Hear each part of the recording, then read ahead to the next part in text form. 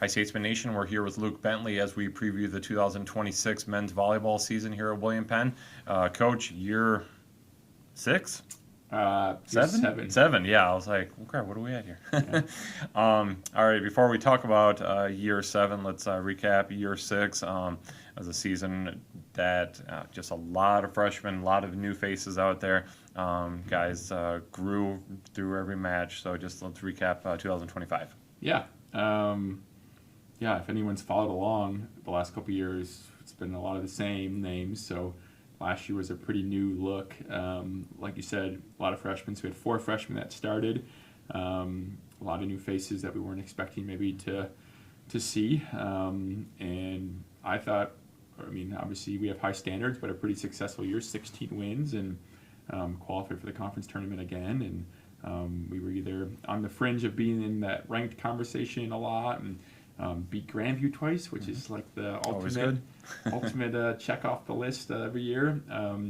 It was a good growing year, and the beauty of all of that is that we didn't graduate anyone really that was on the court that you would see regularly. So we'll talk about, I'm sure, this year's group, but so it was a great opportunity for guys to get good playing time and obviously a ton of good experience. And we knew going into last year that we would be young, and the idea was to kind of set ourselves up for this year, basically.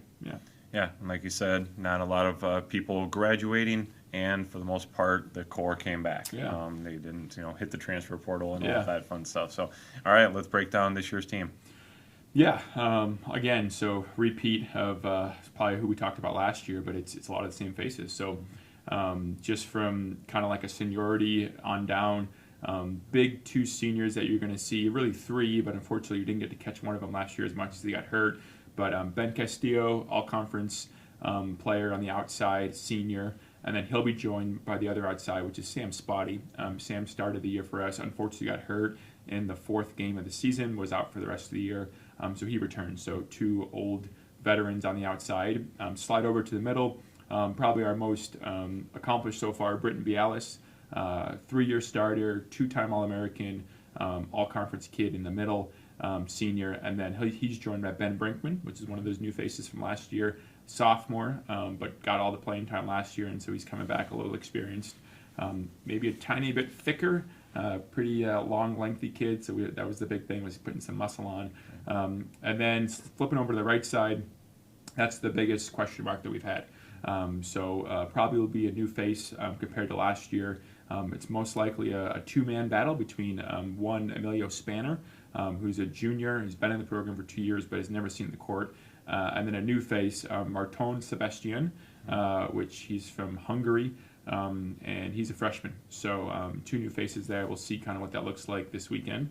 And then getting to the backcourt more, Brady Zell is our returning starting setter, sophomore. And then our libero has been also a 2-year guy, now in his 3rd year, Joao Gabriel Filippelli, all-conference player last year, now a junior for us. That's pretty much the entire squad in terms of who we'll see on the court. Obviously some returners from the bench and some new faces there, but that's the main core. For sure. Obviously the heart, and we're going to talk about that in a second, always tough. You guys are going to have the likes of, and again we'll talk about in a second, all those really good teams. So what are you doing non-conference? Let's just start out with 2 teams that are, after the poll came out today, you have a ranked Hope International, and then Lords that's receiving votes. So obviously you're not shying away from playing competition in non-conference. Talk about what that non-conference schedule is going to prepare you for. Yeah, just the really quick kind of thought process is, if anyone follows the NAI and men's volleyball space, it's a small number of teams that qualify for the national tournament, and when you break down all the automatic qualifiers, it's a very small number of at-large berths. The 2 times that we qualified for the national tournament the last couple of years were at-large berths, and again, if anyone knows, you have to build up a strength of schedule, if you will. So we definitely are trying to build that resume just from the first weekend. We get both those teams you mentioned this weekend. We expect good matches.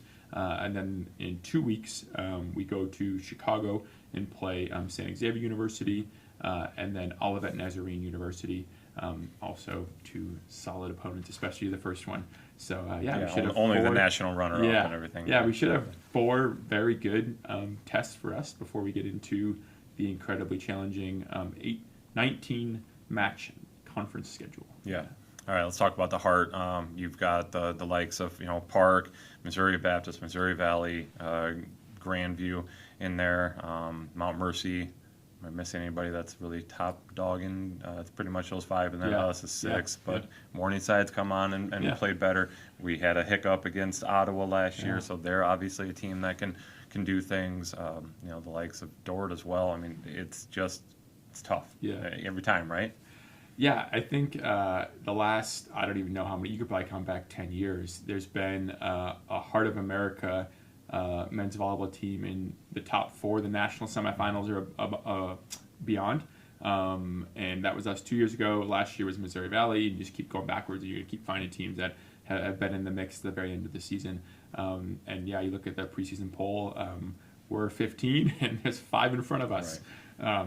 So if you look at it that way, obviously there's maybe 6 at least right there that are pretty formidable. And we get to play, 2 of those 2 times, 2 of those other North teams, and then 3 in the South. So it's pretty much a split. We'll just kind of see how we perform when we need to in those moments. Like I said, last year we caught a couple of them, but also played some really tough matches with those teams on the road and a couple at home. And we expect really good results as well in those matches to continue to compete. So we don't really know what to expect. We just know it'll be good. We know it'll be good volleyball. We know it'll be competitive. And we just got to hope we can squeeze a few out of those, put ourselves in a good position. But I don't see any dip in terms of the pedigree at our level. It'll continue to be really difficult to get through the conference as it has been, and I expect the same. Yeah. All right, let's put a bow on it.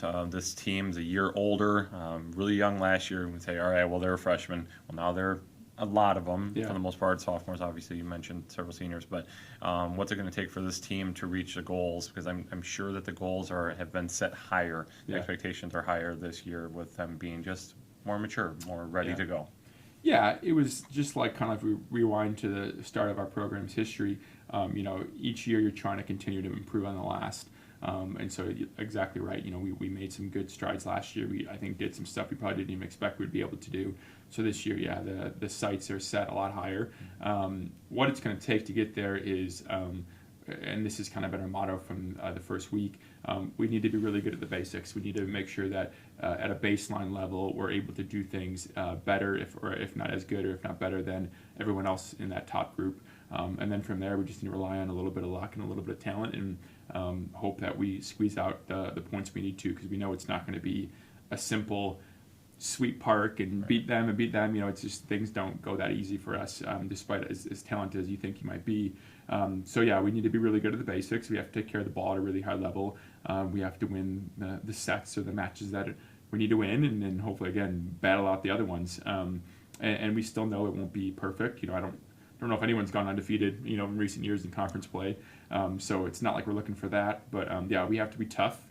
We have to be gritty, and we have to be able to show up when we need to show up. And that's really, whatever the math is, 8 to 10 or 11 matches a year in our conference, and see how many we can win. For sure. All right. Coach Bentley's team will be opening up this weekend. Lords on Friday, Hope International on Saturday over in Ohio. So best of luck this season. Everything for the men's volleyball team and all things William Penn Athletics on statesmenathletics.com, as well as WPU Athletics on all of our social media channels. So thanks, Coach. Best of luck this season. Yeah, thanks. It's easy. Done. Short and sweet. Yep.